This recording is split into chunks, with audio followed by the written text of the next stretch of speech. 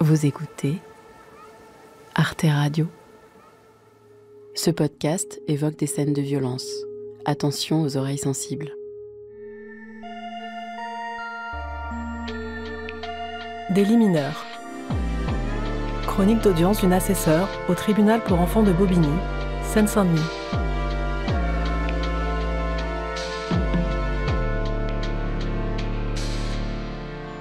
Assesseur, ça veut dire qu'en plus de mon travail de prof de fac, je siège une fois par mois comme juge bénévole au tribunal pour enfants de Bobigny.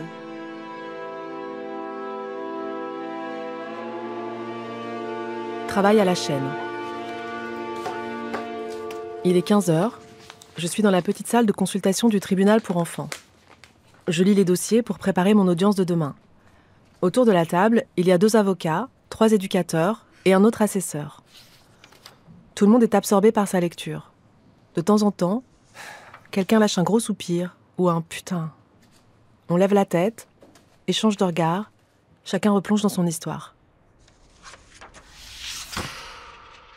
Moi, mon esprit, il est quelque part dans la zone commerciale de Tremblay en France, dans le 93.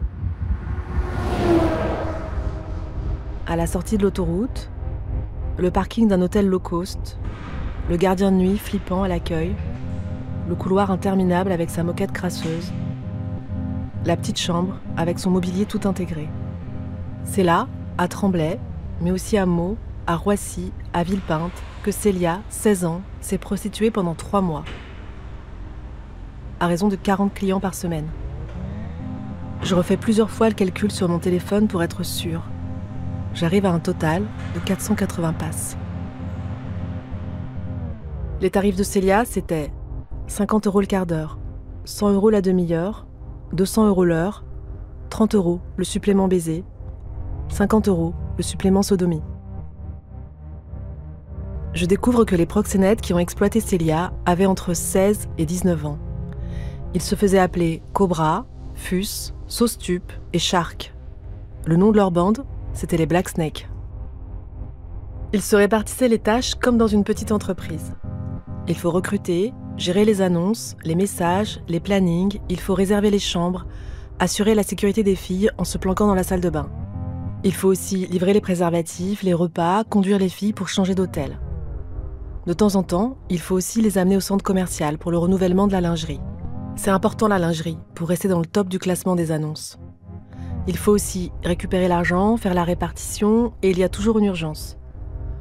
Une fille malade, une autre qui ne remet pas tout l'argent, une autre qui veut tout arrêter. Bref, c'est une organisation millimétrée. Pour que la machine tourne à son max, chaque détail compte.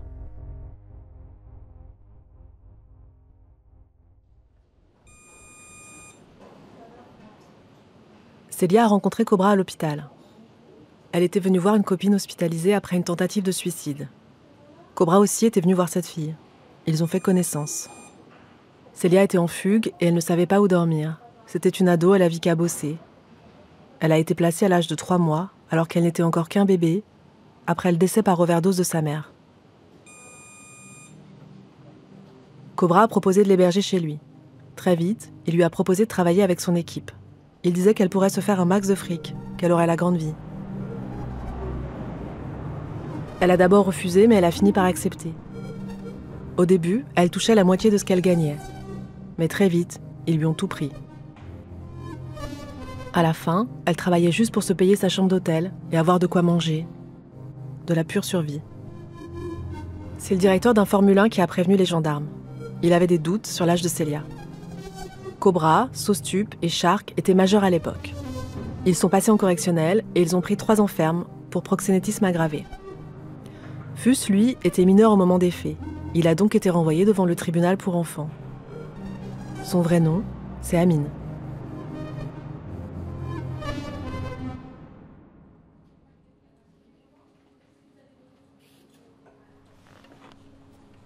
Le lendemain, je découvre Amine à la barre. Célia, elle, n'est pas là. Amine, c'est un grand jeune homme de 21 ans. À l'époque des faits, il rêvait de devenir plombier, dentiste ou pilote de chasse. Aujourd'hui, il est inscrit à la mission locale. Il fait des stages. En ce moment, il travaille dans un magasin de vêtements pour femmes. Encore une activité en lien avec le corps des femmes. Je peux pas m'empêcher de tiquer. Amine reconnaît qu'à l'époque, il consommait, il dealait, il volait, il conduisait aussi souvent sans le permis. Mais proxénète, ça, il a jamais fait. Il a des sœurs, des cousines, franchement, il aimerait pas qu'un truc comme ça leur arrive. Cobra et les autres, juste des amis d'enfance. Célia, il dit qu'il l'a rencontrée à l'hôtel où il était planqué. Elle est devenue un peu sa copine. Il ne savait pas qu'elle était mineure, ni qu'elle se prostituait. Des fois, il conduisait Célia pour aller quelque part. Il allait aussi chercher à manger, mais c'était toujours pour rendre service. Jamais pour de l'argent. Pourquoi est-ce que les gendarmes l'ont retrouvée dans la salle de bain alors que Célia était avec un client ? C'est parce qu'elle venait juste de lui avouer qu'elle se prostituait et d'un coup, quelqu'un a frappé à la porte. Elle lui a dit d'aller se planquer dans la salle de bain, fallait pas que le client le voie.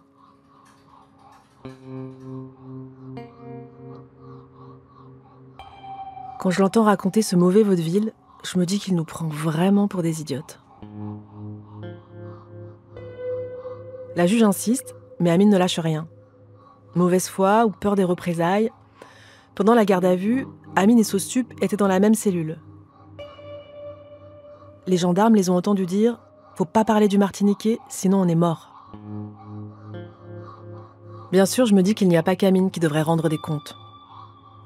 Il y a aussi tout le réseau qui n'a jamais été identifié. Et au-delà encore, c'est tout un système, toute une société inégalitaire et patriarcale qui devrait répondre de ce qui est arrivé à Célia. Mais au tribunal, on ne juge que des individus, pas des structures sociales. Après un rapide délibéré, on déclare Amine coupable de proxénétisme aggravé et on le condamne à 2 ans d'emprisonnement avec sursis probatoire. Amine a interdiction d'entrer en contact avec Célia, il a interdiction de porter une arme et il est soumis à une obligation de formation ou de travail. Il devra aussi verser 6 000 € de dommages et intérêts à Célia. C'est l'aide sociale à l'enfance, à travers le département du 93, qui s'est constitué partie civile pour elle. L'audience est levée. Amine quitte la salle avec son avocate. L'avocat désigné par le département s'approche pour nous dire au revoir. Dans sa plaidoirie, tout à l'heure, il a donné quelques nouvelles de Célia. Elle a 20 ans maintenant. Elle travaille en intérim de temps en temps. Elle a une petite fille qui s'appelle Anaé. La petite fille vient tout juste de faire l'objet d'une mesure de protection ordonnée par le tribunal pour enfants de Bobigny. C'est encore un bébé. Elle a tout juste 3 mois.